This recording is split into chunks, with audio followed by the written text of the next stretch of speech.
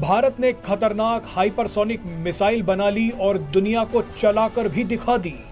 लंबी दूरी की इस हाइपरसोनिक मिसाइल की रेंज 1500 किलोमीटर से ज्यादा है।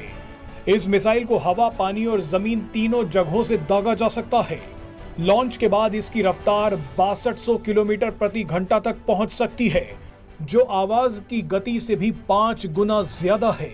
आपको बता दें कि पूरा पाकिस्तान और 45% चीन इस मिसाइल की रेंज में आ गया है। यह हाइपरसोनिक मिसाइल तेज स्पीड और लो ट्रेजेक्टरी यानी कम ऊंचाई पर उड़ने की वजह से दुनिया के किसी भी रडार की पकड़ में नहीं आएगी। यह हाइपरसोनिक मिसाइल कई टन परमाणु हथियार ले जाने में सक्षम है। ये मिसाइलें 480 किलो परमाणु हथियार या ट्रेडिशनल हथियार लेकर जा सकती हैं।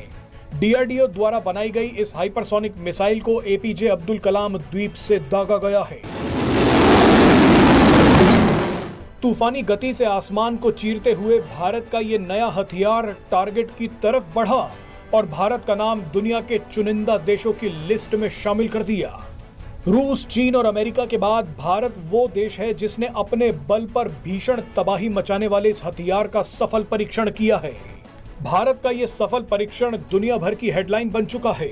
अब भारत की इसी सफलता को देख कई लोग जलकर राख हो गए हैं। डॉक्टर अब्दुल कदीर, उन्होंने एटम बम बनाया। इसमें कोई शक नहीं है कि हमारे मुल्क में टेक्नोलॉजी भी अगर ये लाना चाहे तो सबसे बेहतर है। ठीक है, टैलेंट भी सबसे ज्यादा हमारे मुल्क में। अच्छा, फिर हम ये कहते हैं कि भाई दुनिया में जितनी भी साइंस आई है वो उन्होंने हमारी किताबें पढ़ी, हमारे कुरान पाक को पढ़ा और वहाँ से साइंस सारी देखी। चलो यही मान लें। हम बात करें, इंडिया मिसाइल पे मिसाइल बना रहा है, टेक्नोलॉजी में आगे से आगे जाता जा रहा है। आप क्या कहना चाहेंगे? भाईजान, हमारे पास जज्बा बहुत है। अब पाए जज्बा कितना है हम में? किस चीज के बारे में? अगर इंडिया से मुकाबला करना पड़े, इंडिया का मुकाबला हम करे, बम बांध के हम चले जाएंगे। ठीक है, बम बांध के चले जाएंगे। वो बम आएगा कहाँ से? हम खुद अपने जिस्म से बांध देंगे। लो जी, आप रेडी हैं हिंदुस्तान के ऊपर अटैक? रेडी हैं आप? तैयार हैं जी हिंदुस्तान के ऊपर अटैक करने के लिए? तैयार हैं आप? तैयार हैं? तैयार है। ठीक है, क्या जाके हमला करेंगे या अटैक करेंगे? किस चीज से करेंगे? जी जी आप बताएं जी। हाँ, ऊंची शेर है। हाँ। अगर जिंदगी गुजारनी है तो कुत्तों का सहारा लेना छोड़। और क्या कहना चाहेंगे? टेक्नोलॉजी में इंडिया ने एक बहुत बड़ी अचीवमेंट की है, अपना एक मिसाइल बनाया है। और इसको मैं सादा अल्फाज में ऐसे समझाता हूँ कि आवाज की जो रफ्तार है, स्पीड है, उससे भी 5 गुना ज्यादा स्पीड होती है हाइपरसोनिक मिसाइल की। क्या कहना चाहेंगे? जी, ये बात कुछ आयन है। अच्छा, कि इंडिया ने इंडिया के लिए, ठीक है, इंडिया ने साइंस की इजाद से हाइपरसोनिक मिसाइल को बना लिया और तजर्बा भी कर लिया। ठीक है, चूंकि वो 4 मुल्कों में शामिल हो गया कि जो 3 पहले मुल्क थे, ठीक है, चाइना, इजराइल, अमेरिका और चौथा इंडिया हो गया। ठीक है, चाइना, रशिया और अमेरिका हो गया। ठीक है, अब जो है और बहुत सारे मुल्क हैं जो इस दौड़ में लगे हुए हैं, ठीक है, कि टेक्नोलॉजी जो है उसको हासिल कर पाए, मजीद बेहतर से बेहतर कर पाए। ठीक हो गया, लेकिन पाकिस्तान के इस दौड़ में है? पाकिस्तान इस दौड़ में है, लेकिन पाकिस्तान ना तो इस रेस में है और ना ही पाकिस्तान क्लेम कर सकता है, क्योंकि अमेरिका ने पाकिस्तान के ऊपर सैंक्शंस लगाई हुई हैं पाकिस्तान के लॉन्ग रेंज मिसाइल प्रोग्राम के ऊपर। ये जो हाइपरसोनिक मिसाइल है, जारी बात है, ये एक आप समझ लें कि एक जिसे कहते हैं ना, ये strategic and tactical defence capabilities के लिए इस्तेमाल होता है। और इसको अगर आप ये समझ लें कि ये हाईली मैन्यूवरेबल है, इसको डिटेक्ट करना मुश्किल है, इंटरसेप्ट करना मुश्किल है। सो ये इसकी कुछ इम्पॉर्टेंट चीज़ें हैं। और अगर इसको देखा जाए तो इंडिया ने कोई 1500 किलोमीटर की बात की हुई है।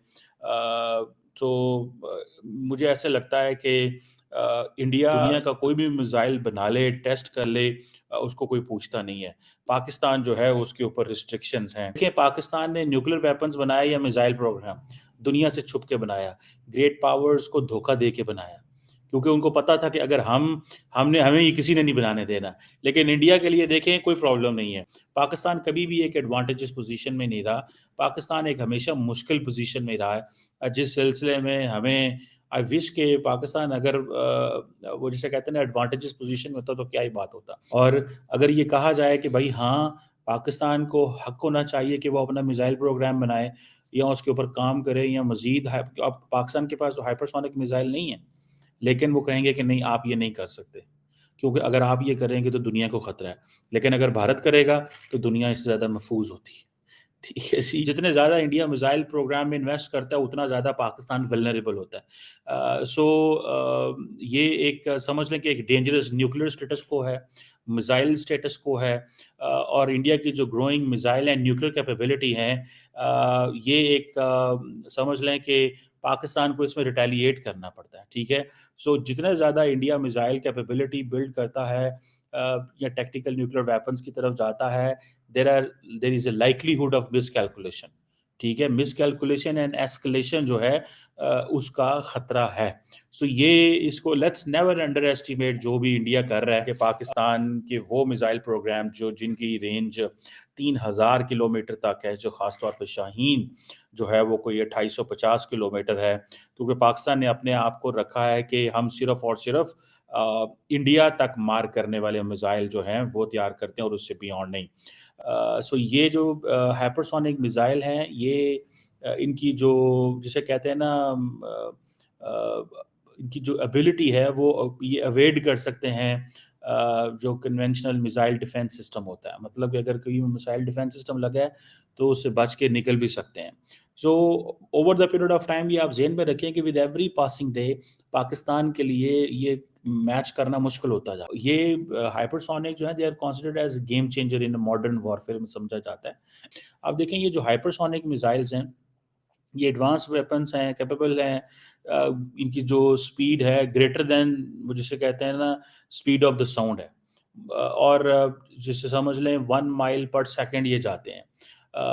1 किलोमीटर बड़ा होता है और 1 सेकंड में आप देख लें क्लिक करके पहुंचना 1 सेकंड और कहाँ ये चीज़ें हैं। सो लेकिन याद रखें हाइपरसोनिक इतने ज़्यादा मिसाइल होना, आप देखें ना एक तरफ आप ये बात करें कि जी हमारे पास स्ट्रेटेजिक मिसाइल सिस्टम भी हैं, टैक्टिकल एंड कन्वेंशनल मिसाइल्स भी हैं, एयर डिफेंस सिस्टम भी इंडिया के पास है, एंटी सैटेलाइट वेपन्स भी हैं, मतलब ये सारी चीज़ें उनके पास जो है वो मौजूद हैं। यही नहीं और भी काफ़ी ज़्यादा मिसाइल प्रोग्राम हैं, और पृथ्वी, अग्नि, आकाश, त्रिशु, नाग, ये सारे के सारे जो हैं मिसाइल हैं। और इंडिया आपको पता है कि जो अग्नि जो कि सीरीज़ ऑफ बैलिस्टिक मिसाइल्स है उसकी रेंज जो है वो 7000 से 5000 किलोमीटर है।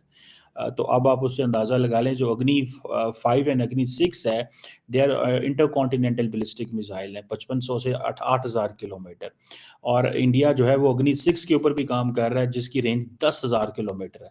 तो 10,000 किलोमीटर से क्या मुराद है? इंडिया 10,000 किलोमीटर पे किसको मार करना चाहता है?